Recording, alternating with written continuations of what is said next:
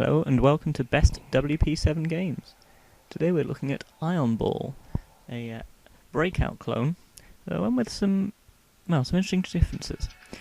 Unfortunately, before I get anywhere else, I just want to point out that the menu in this game is not the best designed thing in the world.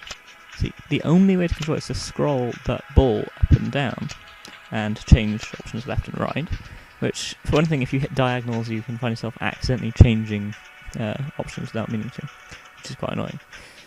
As you can see, I've chosen the touch control method, and it's not the most comfortable method of control in the game. There's also a swipe-based one, which is more natural, and a tilt-based one. I don't get on with the tilt one at all, it just doesn't suit me. But the swipe one, for some reason, regularly stops registering my swipes. I don't know if it's the game or my handset, so I'm not going to criticise it for that. But it has meant I'm having to play it in a way that's not ideal for myself. Yeah, saying that the menu system could have done a bit of work, but it's not really that important. As you can see, it's a fairly standard Breakout-like game, so I think quite nice looking. And you see this little hovering robot at the bottom there. I just missed the ball like an idiot. You see the little hovering robots. They're a standard thing. It refers to them as hazards, but a standard thing in the game, and they can sometimes appear at really annoying times and get in the way of the ball. So they add a random little blocker. Okay, I just picked up what he calls a mutator, what those games would call a power-up. A standard type of one to find in a Breakout game, actually. One which just allows you to grab the ball as if you just started the level. There's a variety of power-ups, and there's a multiple. And the opposite as well, there's quite a few, they're mutators that have a negative effect. This one, which, there we go, makes the ball bounce much faster, and just killed me. I'd like to point out not normally quite this bad. Normally I'd be controlling this with my fingers rather than my thumbs, because I wouldn't have to be holding this in front of the camera, which does make it a bit awkward. As you can see, when you finish a level, you actually get experience points. I've never quite understood the skill bonus. I have no idea how that's awarded. But you get 100 points if you manage to not die in a level, on top of the 100 you get for completing a level, and 100 points for skill bonus I always seem to get. And with these points you can buy power-ups. As you can see, the cost of them is to the right, and they have a variety of effects, and there's an awful lot of them. And the thing is, they're actually quite important. You learn as you play through the game that certain ones are particularly important quite early on. Other ones have actual fringe downsides, and there's ones that make power-ups last longer. This has the side effect of also making negative power-ups last longer if you end up picking them up. And the one that makes your paddle larger, I've never actually used, which sounds odd because in most Breakout games, that's you always want a larger paddle. That's great. There's a reason I've avoided that, and we'll see in a minute.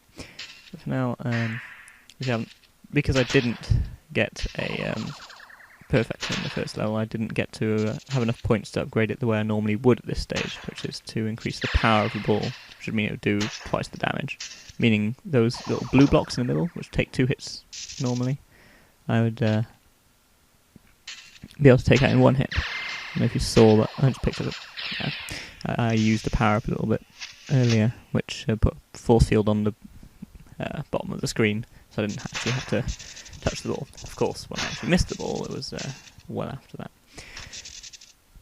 So still fairly standard. That power-up instantly kills you. It's quite nasty if you end up in a situation where it's unavoidable to pick it up if you hit the ball, as that will occasionally occur if you're unlucky.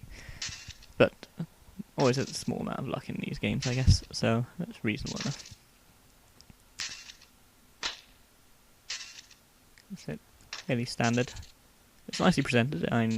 If it wasn't for the swipe method, control method not working, I think it would work. It'd be much nicer with that control method, but it does work on this touch-based one. It's nice that they offer 3 options. I know there are people who do prefer to use the tilt controls.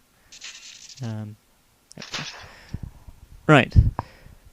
Now again, not perfect, because again I'm having a bit of difficulty playing this in front of the camera, but I've got enough points to afford the hit power upgrade, the one I would have got in the previous level. And it's particularly useful in this level, as we'll see, because every so often you come across these are boss levels.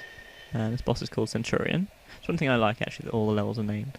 And, well, because of the double power, you need to hit him twice. And I missed the ball. You still got standard rules of not being able to miss the ball, but it seems he's constantly firing lasers, and I managed to kill him with my second shot. Every time you get hit by lasers, it saps your shield, which is that number to the right of... at the bottom right-hand corner, you've got a 2 in red, which is the amount of lives you've got left, and a 2 in green, which is the amount of shields you've got left. Run out of shields and you lose a life.